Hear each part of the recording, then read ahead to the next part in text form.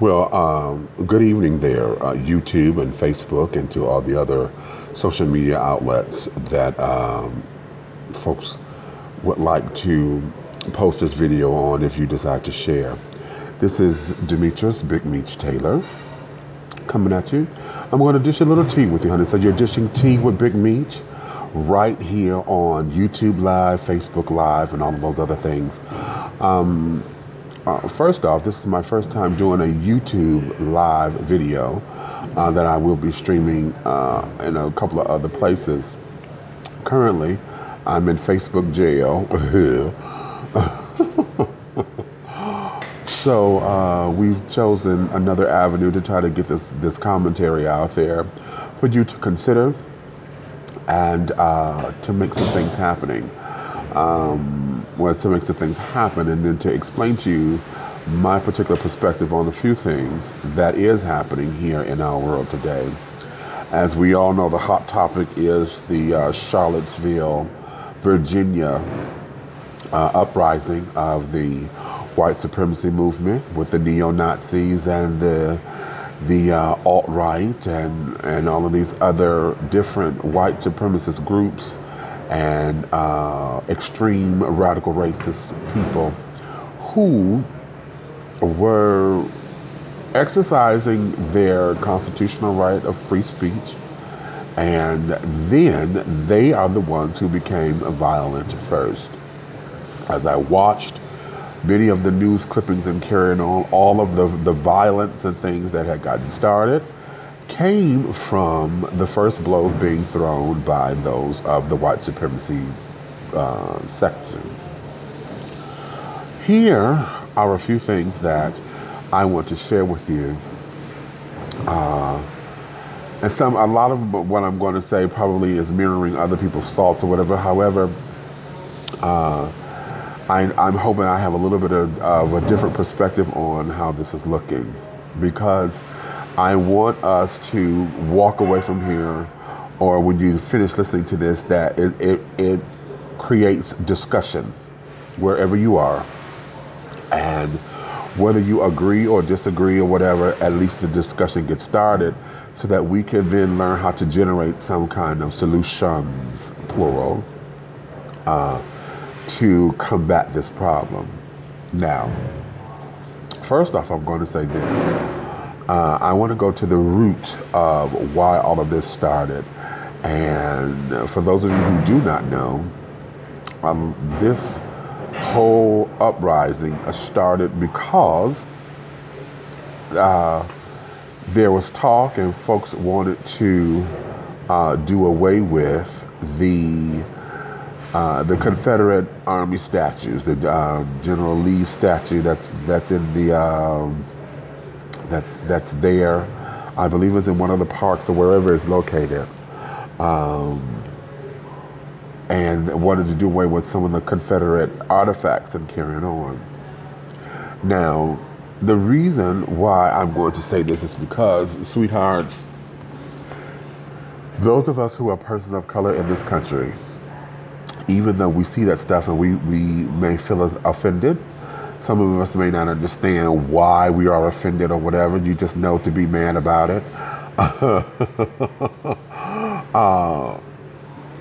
But for those of us who get it, we understand what our ancestors have gone through as early back. See, we're not talking about, slavery days or whatever, but although that's where a lot of that comes from.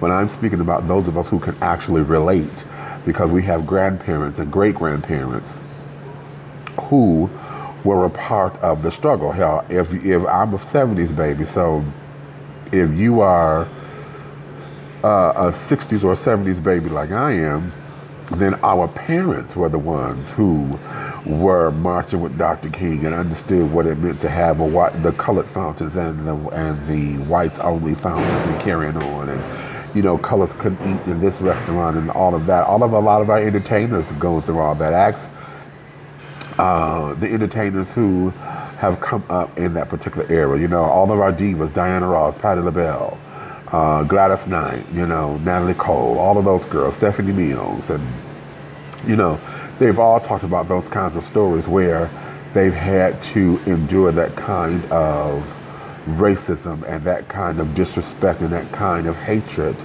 because of the color of their skin. However, we understand the pain, but what we cannot do is erase it. Doing away with those particular statues and carrying on, I believe, is us trying to whitewash or blackwash the history books. We cannot do that. Those particular statues are there that when they were erected and carried on, they spent all that money to have them erected. Okay, that's fine, but how come we cannot use those particular statues as teaching tools? Okay, as remembrances, as reminders.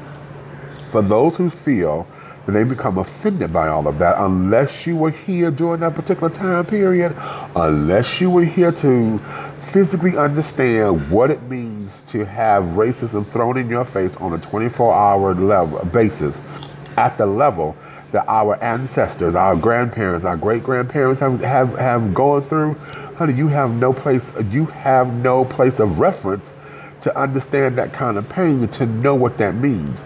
See, a lot of times, and this may sound a little bit that way, but oftentimes we got the pro-black children, honey, you know, the black social consciousness children who end up evoking all of these feelings because they tell you you're supposed to feel this way.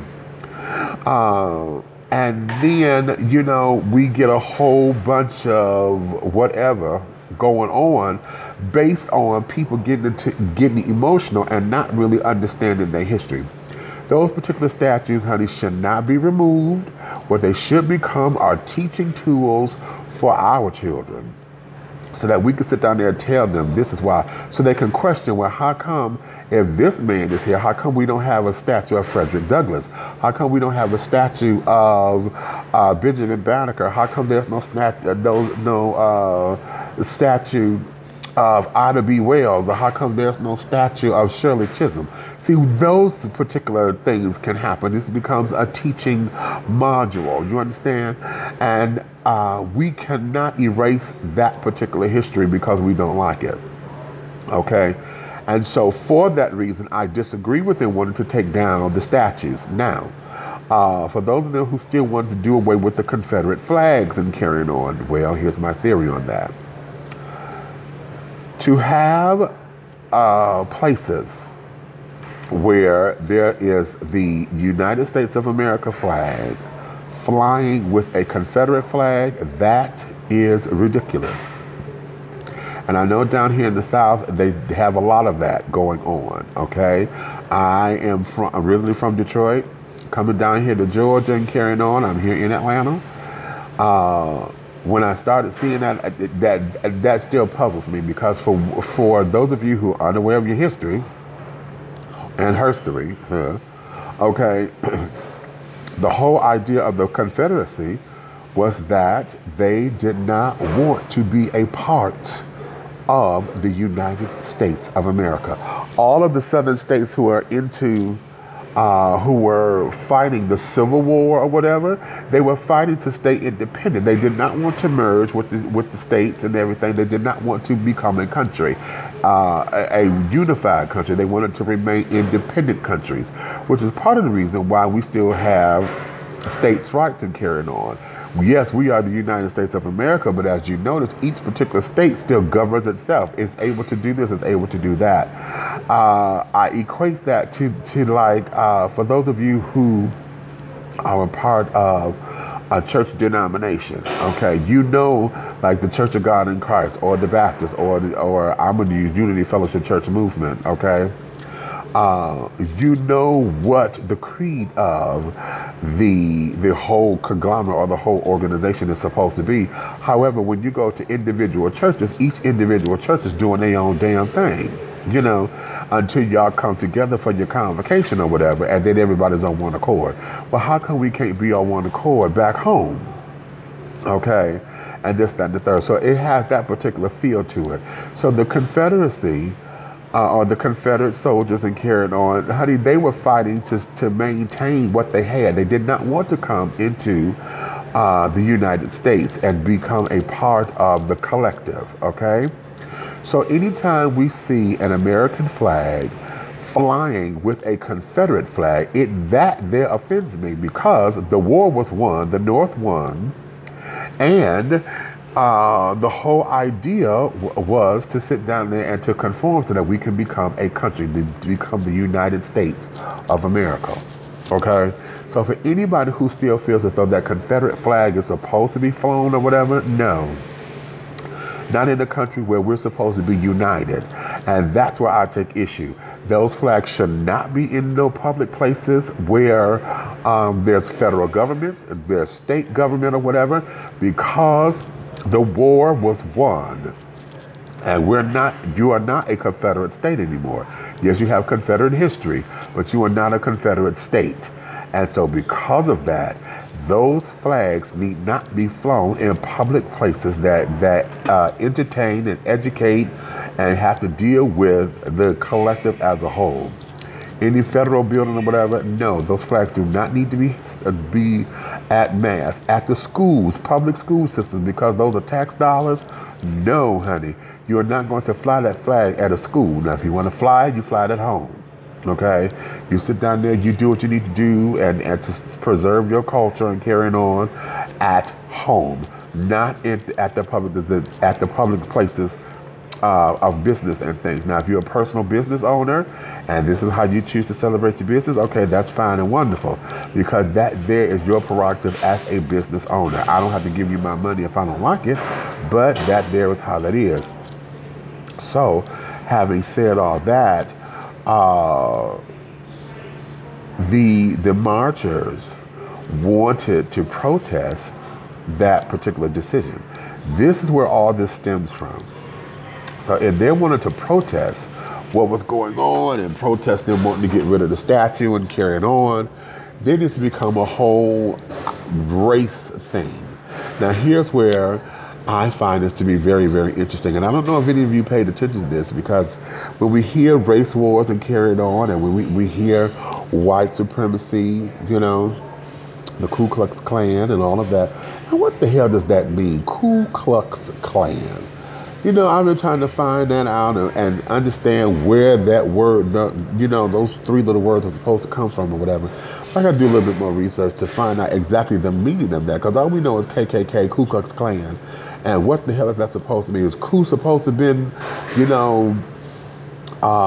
that supposed to be some damn pejorative or whatever to say coon or whatever?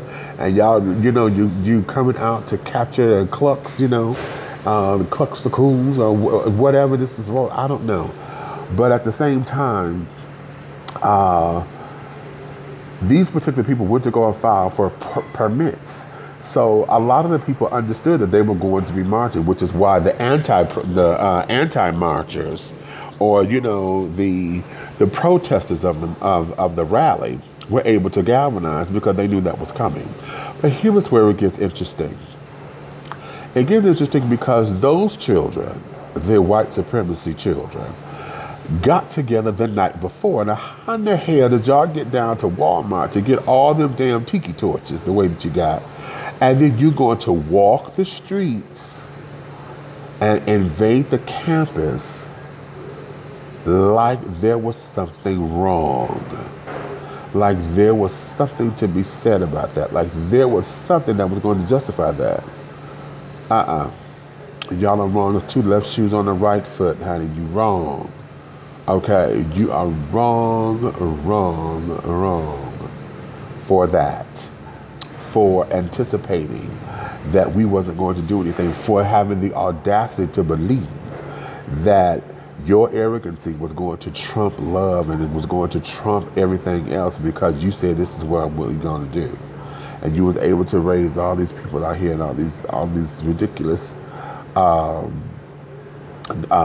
sayings and things that they're chanting. They're chanting blood and soil and white lives matter and something else that the news reporter said they were saying. But at the same time, that there is ridiculous, because you've always been the dominant culture, so what that you had to sit down and go for all these changes for. You see what I'm saying? So when you guys introduced those tiki torches, okay, You've already came in knowing that you're going to start violence. That there was a violent move. That was a very direct threat. And then for those of us who know what the history of that meaning, you're coming down here to evoke fear. You want to evoke frightenedness. You want to evoke that particular spirit of Christianity and carrying on the way that you do. But Christianity is handmade and man-made. Okay, the whole idea of the way the religion is formed or whatever, honey, it's all man-made. Okay, and so I won't say bamboozled or whatever, because what we have been is we have been spoon-fed what we should believe. And this, that, and the other. That's how come a lot of people are into the church as strongly as they are. And I'm not knocking that, because I believe everybody needs to have a spiritual base. You have to have some sort of place where you can identify with the Creator. Whatever you're going to call the Creator, God, Jesus, Jehovah. Okay, I choose to say the infinite and the omniverse. So in all of that, these children rallied, and you came in the middle of the night like a thief. Okay, upset some folk are carrying on to where the children come out the next day for the rally, and they were a little bit more prepared, and they were, willing to get some publicity on television to say, "Oh my God, see, this is supposed to be a simple protest," and blah blah blah. However, there is a consequence for your mouth and your actions. Now, I'm not saying that that's always a good thing. I'm not saying it's always the right thing. But there's a consequence for your mouth and your ass. See, what price are you going to pay for it? Because Jesus paid it all once. He ain't going to do it again. Yeah. So, what does that mean for you? What does that do for your psyche? Because here's the other thing about this particular march that should be spotlighted, and that there is the majority of the anti-protesters were white. So here we go. We keep hearing about black on black crime. We don't never hear about white on white crime, honey. Okay, we have an example of that. We have an example of it when the young boy killed the 35-year-old woman and then desecrated her body and things and all of that.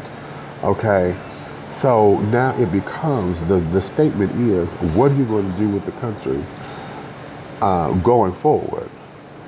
Okay, because you definitely do not show any leader skills here. Okay, so reevaluate that. Okay, reevaluate that.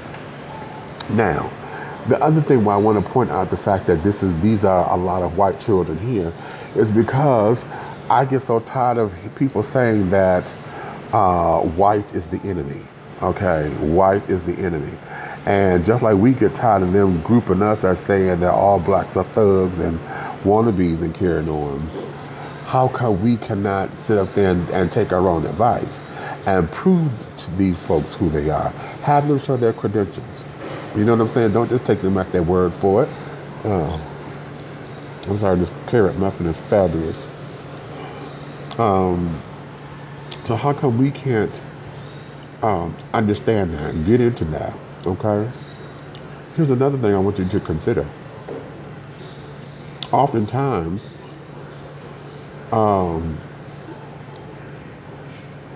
poor white people,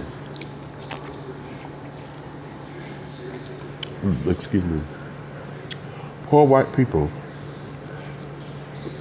do not understand or won't understand that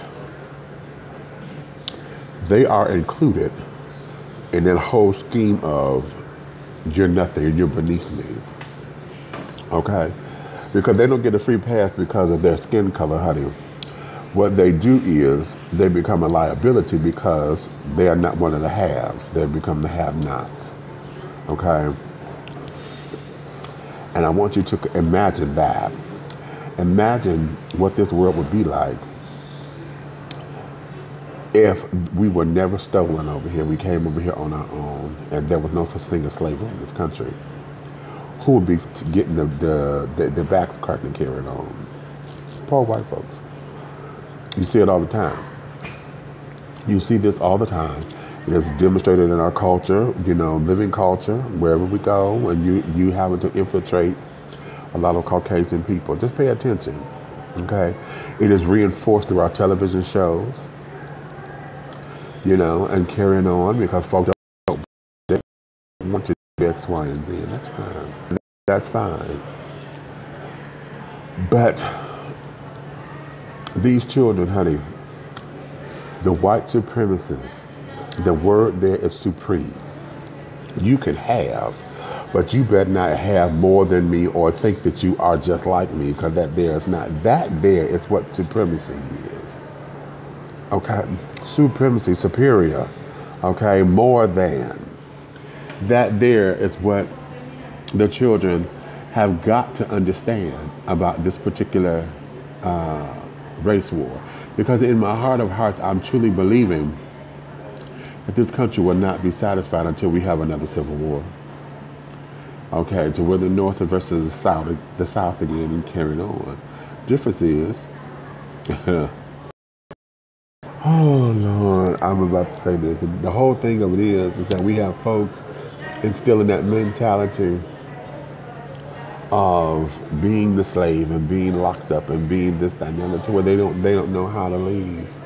They don't want to leave, I mean, take that example and pull it all the way across the board, because we're talking about agriculture and slaving and sharecropping and, what this is supposed to mean. Now, and I know I'm adding all that stuff on, but you get what I'm saying, because all of that becomes linked together.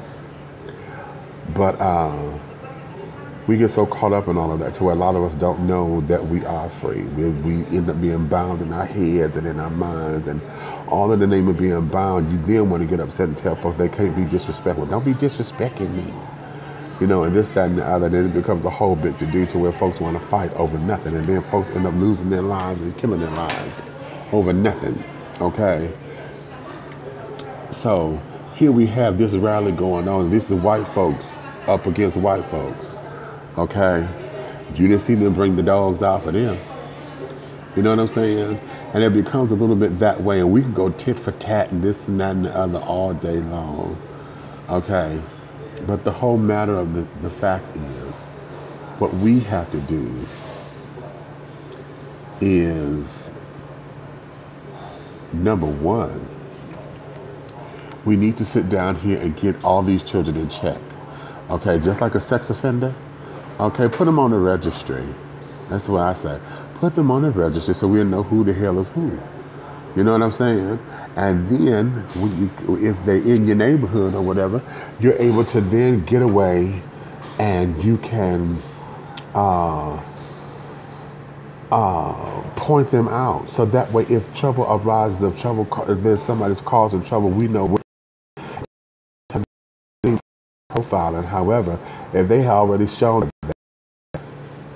then that would be someone that you would look out for, So it's very interesting that we are in this particular place and in this particular time. I'm going to go and say that, imagine what this would be like if the African American community came in and had their own, and became a self-sufficient race of people again, like we were back in the day. I was sharing with my classmates that oftentimes we get caught up in the wrong message. We get caught up in the wrong whatever, because we know the pomp and circumstances. Preachers are, that's their shtick. You know what I'm saying? They get caught up in the pomp and circumstances and rituals of how to run the church and all this, that, and the third. However, it wasn't gonna work that way. So you can't pick and choose your battle with this one, honey. Either you're gonna come in or you're not gonna come in at all. Okay. And I'm sitting up here, I'm gonna cut this one short. I had a few more things to do, but I'm closing my eyes to remember my point, but my eyes get heavy. So I have not really slept, because I told y'all I had to come up in here and go to work. However, I'm punching in a few moments, but before I close, because what time is it? Yeah, I got another 15 minutes. But before I close, uh, I really want us to get a handle on this thing, because see, racism is not going anywhere. It's not going anywhere because it's too deeply rooted. It's too deeply seated. You know, those who are non persons of color, you know, these kids don't have a point of reference for all of that. They don't even know what the fuck it is. You know what I'm saying? They know what they heard and probably what they saw on television. But ain't nobody even here to teach their kids nothing. You know? No, we're not going to stand for that. We're just not going to stand for that. And I would like to see the return of the whole black bottom area where blacks were thriving. We had our own hospitals, our own banks, our own clubs, our own whatever. We had it all. And if y'all seen the movie Roswell, honey, with Ving Rhames and John Cheadle and carrying on, yeah, that's based on a true story. So, with that, like I say, I had a few more things to say, but this ain't this. I should have waited, like my spirit told me, but I wanted to get this up here while I was on my memory. I just need to close my eyes for just the last little 15 minutes to get a little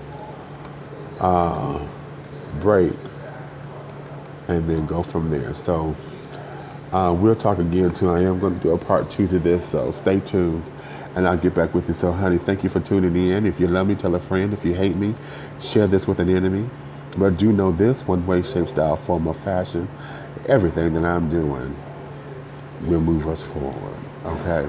So go do your homework and carry on. Come back to me once you Google this man's name and all of that, so that he can be a ret-to-go kind of person. Okay? As far as room service.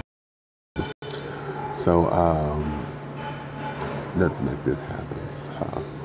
All right, govern yourselves and govern yourselves accordingly. Until the next time, precious people. Ciao.